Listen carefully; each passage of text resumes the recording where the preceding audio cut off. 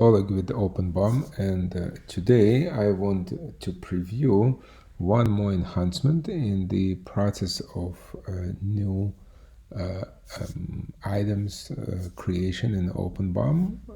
So what I will demonstrate you is in the way you add data to bill of materials.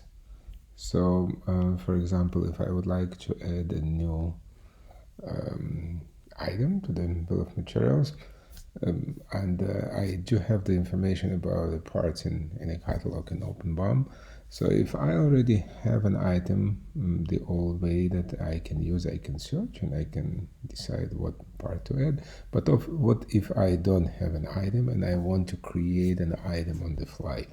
For example, I want to create an item, a very special screw that I need to add to this pump design.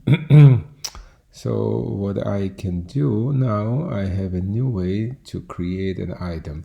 So before, you've been requested to put part number, which is useful but sometimes limited, because what if you would like to generate new part number in the catalog? And in this particular case, this is what I'm going to do. You see this new feature, generate part number, will allow you to generate part number on the fly, the new part number based on the catalog requirements. So this is the part number that was just generated, and I can get and I can add additional screw knot information, and that's gonna be special knot, and I can put a cost.